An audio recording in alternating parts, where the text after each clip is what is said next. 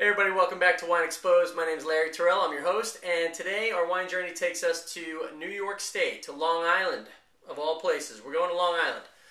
It's funny, a lot of people don't know that they grow grapes on Long Island. Well, that's because the people that live on Long Island or the people that visit Long Island, they typically travel west to New York City, as opposed to traveling east to the east end of Long Island, the eastern part of Suffolk County, which is where wine country is. And I heard a rumor, can't substantiate it here on WineXposed, but I did hear a rumor that in Wine Spectator, Long Island, the east end of Long Island, was chosen as one of the top 10 wine country destinations in the United States. So that's interesting. But and you know, having been there myself, I would definitely attest to that. I would say Long Island's a very interesting trip. If you are planning a trip to Long Island and you're going to plan to go into New York City and see a show, or eat at one of the fabulous restaurants there, definitely urge you to take a little time and travel east and go out to the North Fork of Long Island and see one of the many vineyards out there. The South Fork of Long Island, which is known as the Hamptons, there are a lot of nice things to see out there. There's good shopping, a lot of nice palatial homes, but there's also a few vineyards out there as well. The wine that we're going to look at today is a dessert wine. We are looking at, from Pindar Vineyards, we're looking at their Cabernet Port. This is their 2003 vintage. And this is in a half bottle, or 375 milliliters. Pindar is in Peconic, New York. They are in the they're on the North Fork, about halfway out on the fork.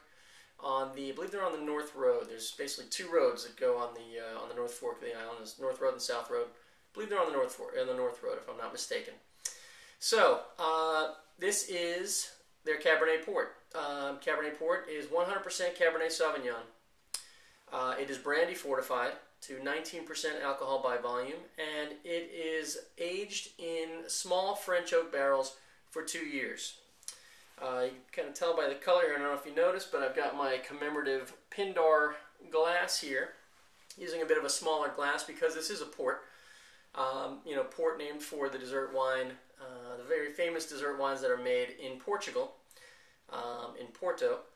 And they are fortified with brandy. So made in that style is the Cabernet Port. Port is generally served in a smaller glass because it is fortified. And it's meant to be enjoyed as a digestive, meaning something that you would enjoy after a meal. This kind of closes out the palate and helps. It aids in digestion. It's generally done in a smaller glass because, obviously it's 19%. You don't want to have too much of it, and it's a little sweet, but it's definitely a nice way to close out a meal. Also helps to focus the nose a bit. I think in a smaller glass. Now this is not a traditional port glass, but best I can do, especially featuring the nice Pindar logo. I thought I'd throw that in there for you.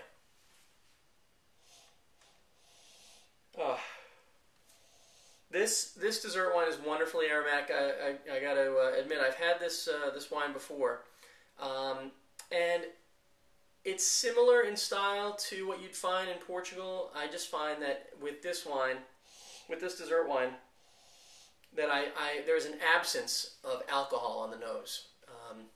And maybe I haven't had I've had some very good Portuguese ports, but at this price point, the price point that you can get the ports at. This dessert wine made in port style is definitely, has been, for me, a great value, and let's see what it does here today. This wine's also available in a full bottle. The half bottle runs about $14.99. I believe that's what they sell for at the winery, and what you can find it available for general market. Let's see what we've got. So, a lot of raisin fruit characteristics. A lot of raisin and prune. The dried plums, definitely getting very strong raisin fruit character, very concentrated on the nose. For the color, what you can see, if you can see that, hopefully you can, but this is, it is taking on a bit of a tawny color. Reason being is because if you look at an average port, if you look at a tawny port from Portugal, the aging is typically 1 year or less, typically. And for a ruby, I'm sorry, that's a ruby style port. For a tawny style port, it's going to be somewhere around 5 years. So ruby ports are closer to 1 year, tawny ports are closer to 5 years. This being aged in small French oak for 2 years is kind of right in between those two styles. And so it's starting to show some rim variation of a tawny color, but more in the center, you're seeing more of more of a garnet color, or it's actually more tawny all the way through. So I'm seeing some garnet colors as I hold it up, but really this is more tawny color. And as this ages, this will turn a bit more of a mahogany color, get a little bit lighter. Wonderfully aromatic, very, very nice.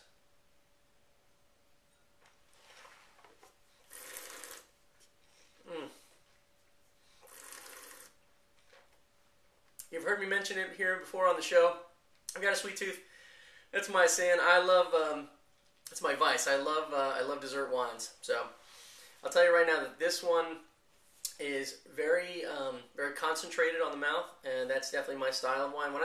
When people ask me what's your favorite wine, I tell them I don't necessarily have a favorite wine per se or a favorite label.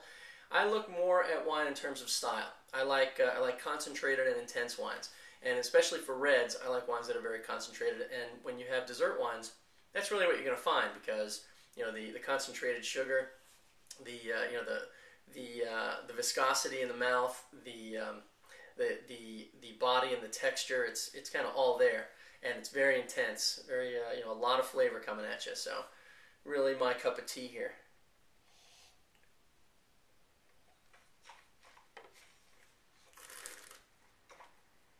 Sweetness is not overbearing. It's definitely sweet, and for a lot of people that don't normally have dessert wines, they're going to find that this is sweet. But in the whole realm of dessert wines, this is not overly sweet. Again, very concentrated on the mouth, very viscous, very it's a bit syrupy in the mouth, but not in a bad way. And being that it's 19% alcohol by volume, I'm not getting any heat on this wine, meaning I'm not getting any evidence of alcohol. So this wine, in my opinion, is a very well-balanced port-style dessert wine. So kudos to Long Island for making a fantastic dessert wine like this. A bit about the producer, Pindar. They are the largest producer on Long Island. The majority of the producers out there make have pretty small production levels, but Pindar has quite a large production. So when you're out there, if you're out on Long Island heading out east, visit the Pindar Winery. They usually have a lot of festivals, and they've got a nice pavilion where they put on some nice events. So for WineXposed, my name is Larry Terrell, and I hope to see some comments from all of you down below the video review screen, and we'll see you again next time on WineXposed. Cheers.